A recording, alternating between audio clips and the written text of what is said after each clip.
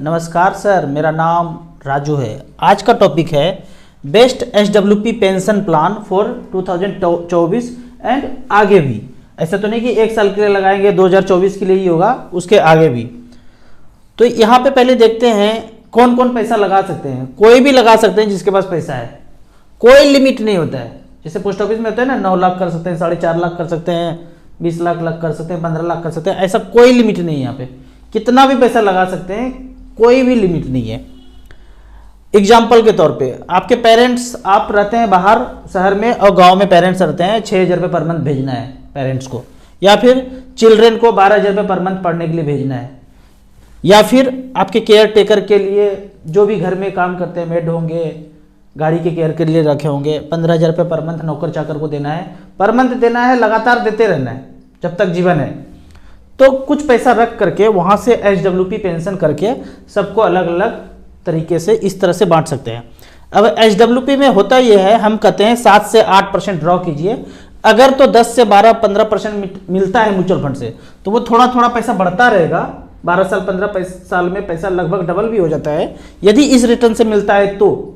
और विड्रॉ हम थोड़ा थोड़ा कम कर रहे हैं। उदाहरण के तौर पे यहाँ पे देखते हैं, और मैं यहाँ पे बताता हूँ, जब भी आपको फंड सेलेक्ट करना है एएम वाइज, बैंक वाला, एसडब्ल्यूपी के केस में एएम वाइज जिसमें सबसे ज़्यादा एएम है, और बैंक वाला म्यूचुअल फंड होना चाहिए। उदाहरण के तौर पे यहाँ पे हम 40 लाख रुपया ले रहे हैं, 10-10 लाख करके 4 फंड में डाइवर्सिफाइड करते हैं। उसके बाद यहाँ पे देखते हैं, इसके लिए StarSIP.in में गए और मेन्यू में 6 नंबर पे जाएंगे तो आपको एसडब्ल्यूपी प्लान मिल जाएगा। एसडब्ल्यूपी प्लान, पेंशन प्लान, यहाँ पे एएम वाइज में सबसे ऊपर है SBI इक्विटी हाइब्रिड, और यहाँ पे सेलेक्ट किया है हमने 40 लाख रुपया। 10 लाख भी सिलेक्ट कर सकते हैं, 5 लाख भी सिलेक्ट कर सकते हैं, 1 लाख भी सिलेक्ट कर सकते हैं। सेलेक्ट करके कैलकुलेट करेंगे, उसके बाद आप प्लान कीजिए।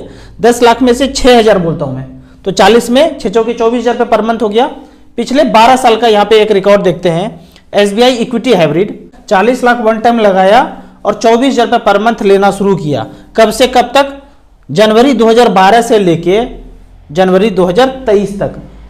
यहाँ पे टोटल हम विड्रॉ करते हैं 34,56,000 और पैसा बैलेंस बचा है 1,35,00,000।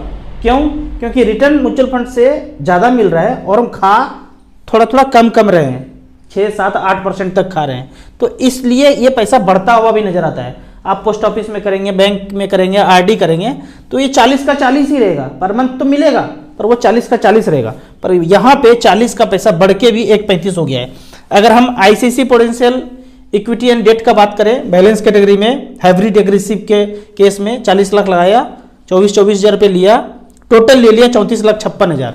आईसीआईसी ने बना के दिया है 1,65,00,000, बैलेंस बचा हुआ है। दोनों को जोड़ते हैं, जो खाया और जो बैलेंस बचा है, लगभग 2 करोड़ रुपया यहाँ बना है, पूरे का पूरे 2 करोड़ बना है, 17.25% का रिटर्न। तीसरा फंड है HDFC हाइब्रिड इक्विटी, एएम देखेंगे 20,000 करोड़, यहाँ पे भी 34,56,000। ये जो है ये तो कांस्टेंट ही रहेगा 34,56,000, क्योंकि सब में 24,000 रुपये पर मंथ ले रहे हैं। बाद वाला पैसा जो है ऊपर नीचे हो सकता है एज पर रिटर्न। यहाँ पे 1,61,00,000 बचा, 15.17 का। एएम वाइज में अगर देखते हैं तो कैनरा रिबो का सबसे ऊपर है एएम, 3 बैंक वाला छोड़ने के बाद कैनरा रिबो को यहाँ पे 8,800 करोड़ है। यहाँ पे भी 34,56,000 विड्रॉ किया, 1,19,00,000 बचा हुआ है, 14.69% का रिटर्न दिया है। तो 24,000 रुपये में आप 12,000 रुपया पेरेंट्स को भेजना चाहते हैं, बच्चे को देना चाहते हैं, जो घर में मेड काम कर रहे हैं उनके लिए देना चाहते हैं। इस तरह से आप चीज़ों को डाइवर्सिफाइड कर सकते हैं। ये तो हो गया फिक्स, आप टाइम ड्यूरेशन में देख रहे हैं 12 साल, यहाँ पे जो सिलेक्शन है वही कर पाएंगे, 3 साल, 5 साल, 7 साल, 10 साल, 12 साल, 15 साल, 20 साल और 25 साल, ऐसे करके है। लेकिन आप एग्जैक्टली कैलकुलेट करना चाहते हैं कि हम डेट सेलेक्ट करना चाहते हैं, तो उसके लिए यहाँ पे इस तरह से म्यूचुअल फंड लाइव रिटर्न में जाएंगे।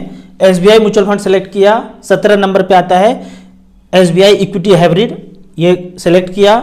सारे फंड है SBI के जितने फंड है सब है इसमें, हमने बैलेंस कैटेगरी का इक्विटी हाइब्रिड सेलेक्ट कर लिया। 40 लाख वन टाइम लगाया और यहाँ से 24,000 रुपये पर मंथ लेना शुरू किया। यहाँ पे एक क्वेश्चन और पूछा गया था बीच में कि हमने लगा के छोड़ दिया, बाद में लेना है, तो आपने लगाया कब? 1 दिसंबर 2010 में 40 लाख लगाया और लेना चाहते हैं बाद में। लगाए 2010 में, हम 2012 से लेना शुरू किए, कभी भी ले सकते हैं। 4 महीना बाद, 5 महीना बाद, 6 महीना बाद, इमीडिएट भी लेना शुरू कर सकते हैं। तो हमने 2 साल बाद लेना शुरू किया, तब से लेके 2012 से लेके 2023 तक। तो यहाँ पे देखते हैं किस तरह से लाइव रिटर्न है। 40 लाख लगाया, 24 हज़ार पर मंथ लिया, तो टोटल विड्रॉ कर लिया 34,56,000 2012 से लेके अब तक 11-12 साल में। और बैलेंस बचा है 93,34,000। मतलब ये पैसा बढ़ के डबल से ज़्यादा भी हो गया, और ये 34 लाख तो खा चुके। तो ये दोनों को जोड़ते हैं तो 1,27,00,000 होता है। मात्र 11.46% का रिटर्न मिला है। अगर इसके कैश फ्लो में जाएंगे तो यहाँ पे शुरू होता है कि हमने 1 दिसंबर 2012 में पैसा इन्वेस्ट किया 40 लाख। जब इन्वेस्ट किया था तो 53 रुपया यूनिट का प्राइस था, तो हमको इतना यूनिट मिल गया 74,000। अब जब 2 साल के बाद पैसा शुरू किए निकालना 24 रुपये पर मंथ, जब रिक्वायरमेंट हुआ तब निकालना शुरू किए, तब एनएवी का रेट 42 रुपये था। मतलब ज़्यादा में खरीदे थे और कम में बेचना शुरू किए, तो नुकसान हुआ होगा।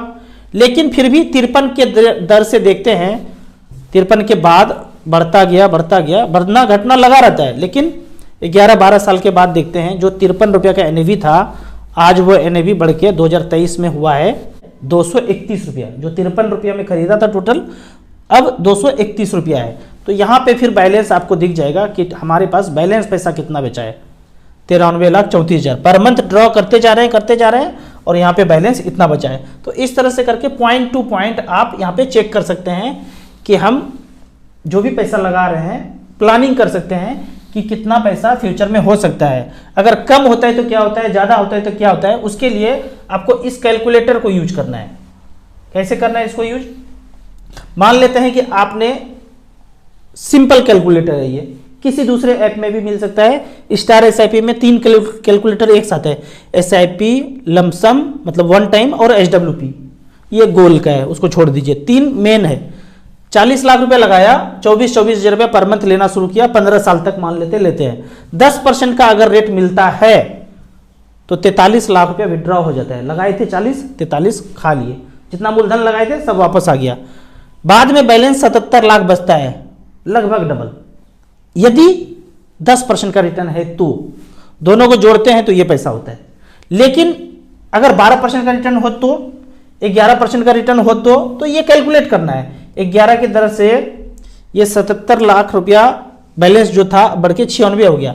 यदि 12% हो तो, जो कि नॉर्मली एयूएम वाइज जो फंड है उसमें 12% से ऊपर का रिटर्न मिला है, तब के केस में 12% के केस में 1,18,00,000 बचता है। लेकिन यदि 9% का रिटर्न मिले तो हर चीज को आपको कैलकुलेट करेंगे तो कॉन्फिडेंट होंगे। अगर 9% ब्याज मिले एवरेज, हमने 40 लगाया, 24 हज़ार रुपये लिया 15 साल तक, 9% का ब्याज हो तो 62 लाख रुपए बचता है।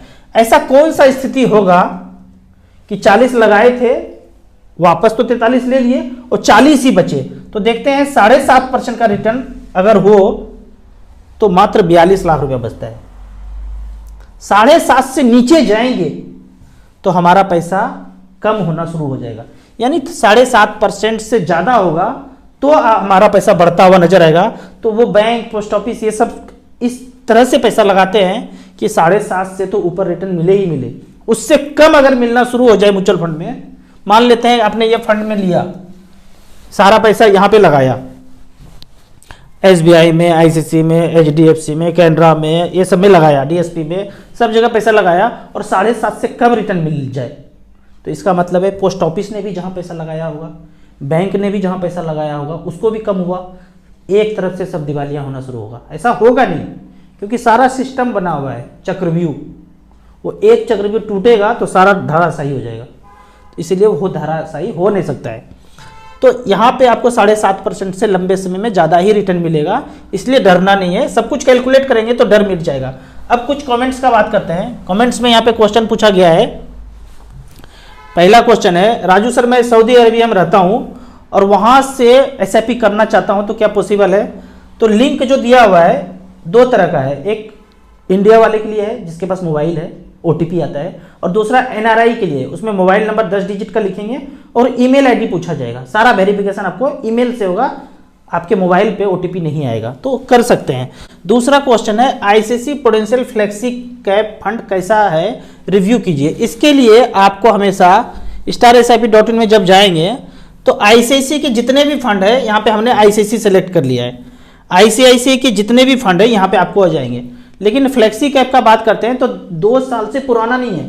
आप 3 साल 4 साल 10 साल सेलेक्ट करेंगे तो वो फंड आएगा नहीं, क्योंकि 2 साल पहले ही उसका जन्म हुआ है।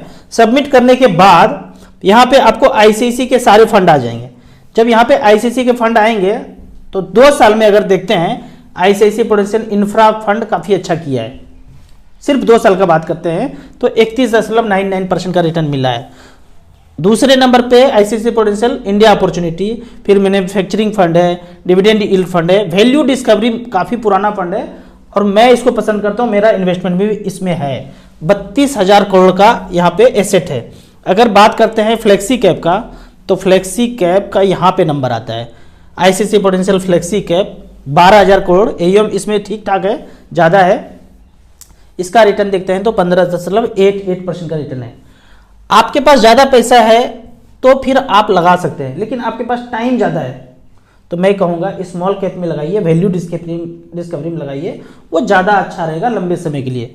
आपके पास ऑलरेडी 7-8 फंड है, फिर एक फंड और लेना है तो इसको ले सकते हैं। यहाँ पे क्वेश्चन पूछा गया है कि हम स्विच कर सकते हैं एक फंड से दूसरे में through STP, systematic transfer plan. इसका मतलब ये है कि एक स्कीम से दूसरे स्कीम में स्विच करेंगे, लेकिन एक ही एएनसी होना चाहिए। अगर एसबीआई का है तो एसबीआई के फंड से एसबीआई में आप एसटीपी कर सकते हैं, कोई प्रॉब्लम नहीं है। लेकिन आप सोचेंगे कि एसबीआई से एचडीएफसी में कर लें तो नहीं कर सकते हैं, यहाँ पे नहीं कर सकते हैं। हो सकता है डीमेट के केस में कर सकते हैं, नॉर्मल जो ऐप है फिजिकल फोलियो जो जनरेट करता है वहाँ पे नहीं कर सकते हैं। अगर सिर्फ फ्यूचर में एसआईपी का फोलियो नंबर किसी चांस से खो जाए, कहना चाह रहे हैं कि फोलियो नंबर ही खत्म हो जाए, तो क्या रिकवरी मेथड होगा, पैसा कैसे निकलेगा? आपका फोलियो खत्म हो गया तो खत्म होने का मतलब है ऐसा नहीं कि खत्म फोलियो आपसे गुम हो गया तो सब कुछ खत्म हो गया। आप अपना पैन कार्ड नंबर बताएंगे तो डिटेल्स आ जाएगा, कैम्स कार्बी में जाइए या फिर जो एएमसी, मान ली एसबीआई है, एचडीएफसी का है, एचडीएफसी में आप अपना पैन कार्ड नंबर डालेंगे या मोबाइल नंबर डालेंगे या ईमेल आईडी देंगे या फिर अकाउंट नंबर देंगे, 4-5 चीज़ों से आपका फोलियो रिकवर किया जा सकता है। लेकिन फिर भी मैं बोलूँगा कि प्रिंट आउट निकाल करके आप अपने फाइल में ज़रूर फोलियो नंबर को रखिए, एक स्टेटमेंट को रखिए। सब कुछ मोबाइल पे सब कुछ नहीं होना चाहिए, पैसे का बात है तो प्रिंट आउट निकाल करके फैमिली मेंबर्स को आप दे के रखिए। अगर मिस हो जाए तो कोई दिक्कत नहीं है, जिस ऑफिस में जहाँ भी म्यूचुअल फंड आपने लिया है, जिस भी कंपनी का लिया है, उसके किसी भी ब्रांच में जाएंगे, अपना पैन कार्ड नंबर बताने से, ईमेल आईडी, मोबाइल नंबर बताने से वो रिकवर हो जाता है, कुछ भी डूबता भागता नहीं है। ICICI prudential transportation and logistic fund कैसा है, इसके बारे में बताइए। मैं बोलता हूं कि आप सेक्टोरियल फंड में इसमें इन्वेस्ट नहीं करना चाहिए। सेक्टोरियल फंड से मना करता हूं, एनएफओ से मना करता हूं। ऐसा क्या, कौन सा स्टॉक होगा ट्रांसपोर्टेशन और लॉजिस्टिक फंड में कि फंड मैनेजर चाहे तो वो स्मॉल कैप में नहीं दे सकता है? कोई जरूरी नहीं कि इसमें जो कंपनी होगा वो स्मॉल कैप में नहीं होगा। इसीलिए मैं सेक्टोरियल से बोलता हूं बच जाइए, स्मॉल कैप में रखिए, क्योंकि ज़्यादा कोई भी जो सेक्टर होगा उसका एक समय होता है। ये सेक्टर इस समय में खूब अच्छा चला, लेकिन हमेशा वो अच्छा नहीं चलेगा। इसीलिए मैं बोलता हूँ लंबे समय में वेल्थ बनाना है, स्मॉल कैप मिड कैप में करते रहिए, कोई सेक्टर में जाने का जरूरत नहीं है।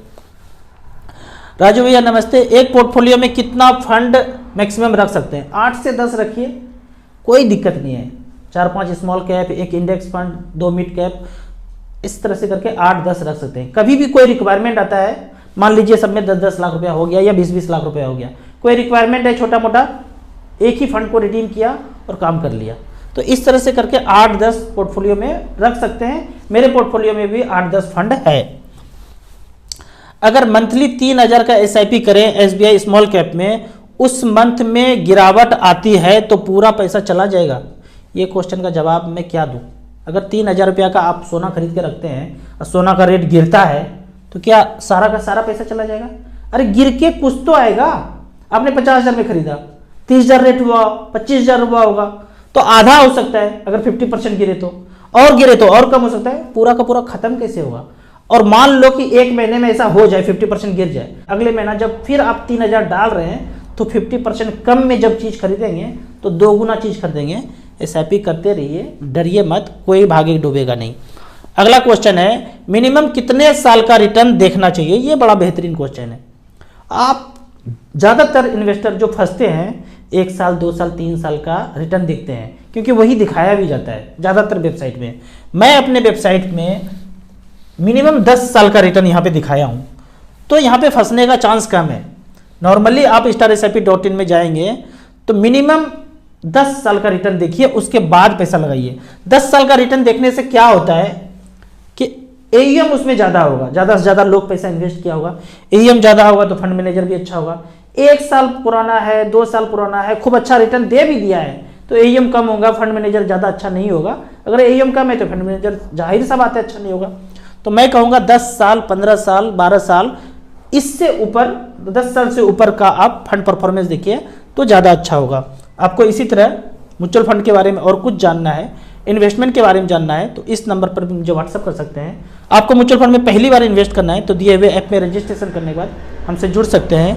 17 दिसंबर को लाइव यूट्यूब पे मैं आ रहा हूँ, आप अपना फाइनेंशियल क्वेश्चन पूछ सकते हैं। वीडियो अच्छा लगे तो व्हाट्सअप यूनिवर्सिटी में दोस्तों के बीच इसे जरूर शेयर करें। यूट्यूब पे देख रहे हैं तो लाइक एंड शेयर जरूर करें। Thank you so much.